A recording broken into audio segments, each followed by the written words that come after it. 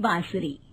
एक सुहाना सा दिन होता है और मगन, रामलाला, चंदन, राजन, तपन और गोलू के पापा गांव के बरगद के पेड़ के नीचे बैठकर अपनी शाम की गपशप कर रहे हैं। अरे रामलाला और चंदन, तुम्हारी फसल कैसी चल रही है इस साल?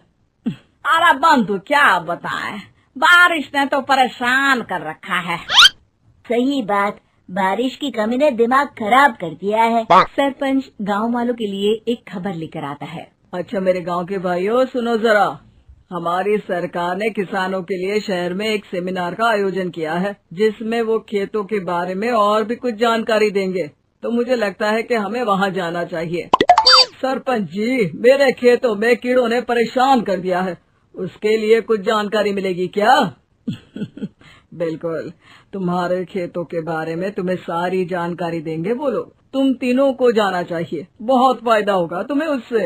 ये कहकर सरपंच वहाँ से चला जाता है और तीनों सोचते हैं कि वो शाम के वक्त मैदान पर मिलेंगे और वहीं से रवाना हो जाएंगे। तीनों दोस्त मैदान पर मिलते हैं और जैसे ही निकलना शुरू करते हैं तभी एक बांसुरी की आवाज सुनकर वो भी उसी ओर सम्मोहित स्थिति में चलना शुरू कर देते हैं। कुछ बच्चे हर बार की तरह अपना दोपहर का फुटबॉल का गेम खेल रहे हैं। पकड़ लिया, पकड़ के दिखा मुझे, इतना भी नहीं कर सकता। अच्छा, कितना भागेगा? आखिरकार तो मेरी पकड़ में आ ही जाएगा। हाँ, तुझे पता नहीं तपन, राजन कितनी तेज दौड़ लगा सकता है। खेलते खेलते अचानक से एक बांसुरी की मीठी आवाज सुनाई पड़ती है। सारे बच्चे उसका पीछा करने लगते हैं। शाम हो गई है और बच्चों के घर न आने की वजह से उनकी माँ मैदान में पहुँच जाती है। राजन बेटे, अरे ओ राजन बेटे, किधर चले गए? इतनी देर हो गई, घर वापस क्यों नहीं आए बेटे? तपन बेटा, चलो घर, शाम हो गई है, कितना खेलोगे? और गोलू, ओ गोलू।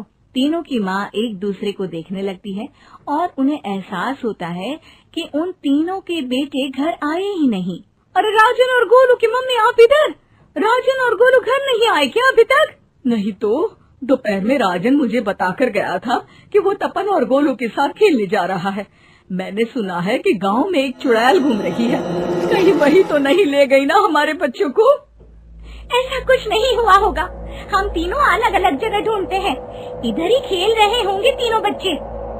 ये कहकर तीनों बच्चों की माएं उन्हें ढूंढने निकल गई। बहुत देर हो गई और फिर भी तीनों बच्चे मिले नहीं। तीनों की माएं मैदान पर फिर से मिलती हैं। सुनिए जी, ये तीनों मिल ही नहीं रहे हैं और मेरे दिमाग में बहुत बुरे बुरे ख्याल आ रहे हैं। आप चिंता मत कीजिए, हम सरपंच से जाकर बात करते हैं, वो हमारी मदद करेंगे। गोलू की माँ सही कह रही हो, चलो चलते हैं। एक उम्मीद की आशा लेकर तीनों अपने बेटों की फिक्र में सरपंच के घर जा पहुंचती है। सरपंच अपनी शाम की चाय पी रहे हैं और अखबार पढ़ रहे हैं। तभी तीनों की माँ हड़बड़ी में भागकर उनके पास आती है। अरे अरे, आप तीनों इतनी डरी हुई क्यों हो? क्या हुआ? ऐसी क्या बात हो गई?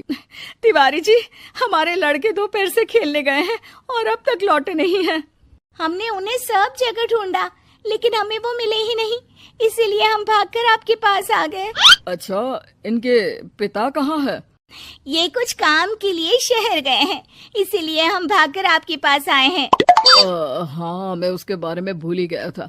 एक काम कीजिए, मुझे उस जगह लेकर चलिए जिधर वो आखिरी बार खेल रहे थे। सरपंच घर से एक डंडा लेकर तीनों के साथ मैदान की ओर निकल पड़ते हैं। तीनों मैदान पर पहुंच जाते हैं और उन्हें ढूंढने के लिए कुछ सुराग खोजना शुरू करते हैं। आपको कोई ऐसी जगह पता है जहाँ ये तीनों साथ में मिलते हैं? नहीं जी, ऐसी तो कोई जगह नहीं पता। अचानक से वही बांसुरी की आवाज आना शुरू हो जाता है और सरपंच सम्मोहित होकर उस आवाज की तरफ जाना शुरू कर देते हैं। अरे तिवारी जी, आप ठीक तो हैं? कहाँ जा रहे हैं? अरे ओ तिवारी जी, वो हमें सुन नहीं पा रहे हैं क्या? सरपंच बांसुरी की धुन में झुककर उसी दिशा में आगे बढ़ रहे थे। ये आवाज कैसी? ऐसा लग रहा है कि कोई बांसुरी बजा रहा हो। हाँ, सरपंच जी भी उसी दिशा में जा रहे हैं। सरपंच का पीछा कर तीनों मैदान के टूटे हुए बंगले पर पहुंच गए और सरपंच के पीछे दरवाजे के अंदर घुस गए।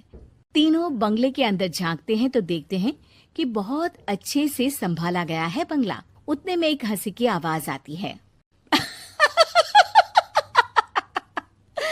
मेरी बांसुरी, तूने मुझे आज तक कभी तंग नहीं किया। हमेशा अपने जादू से लड़कों को खींच लाती है। ये बोलते ही राजन की माँ को तीनों बच्चे और उनके पिता वहाँ चुड़ैल के पास लेटे हुए दिखते हैं। अरे वो देखो गोलू के पापा। अरे रे। अरे गोलू की माँ, अब चुप रहिए ना जरा। उस चुड़ैल ने देख लिया तो हम भी फंस जाएंगे। इन्हें बचाएगा कौन? लगता है ये शहर गए ही नहीं और इस चुड़ैल ने इन सबको भी यही बुला लिया है। अब हमें इन्हें छुड़ाना होगा। एक काम करते हैं। राजन की मम्मी गोलू और तपन की मम्मी को एक प्लान बताती है।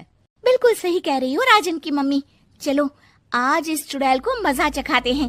तीनों माएं अपने छुपने की जगह से बाहर निकलती हैं और एक्टिंग करना शुरू कर देती है। ये तो बढ़िया है। अब इसका असर औरतों पर भी हो रहा है। वाह जी वाह। तीनों माएं चुड़ैल की थोड़ा करीब आती है।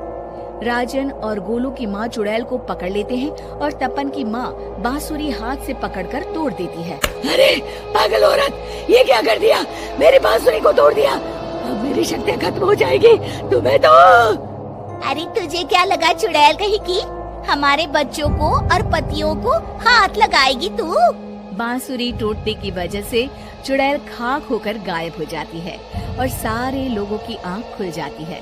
सब अपने परिवार को लेकर उस बंगले से बाहर निकल जाते हैं। कहते हैं ना, नारी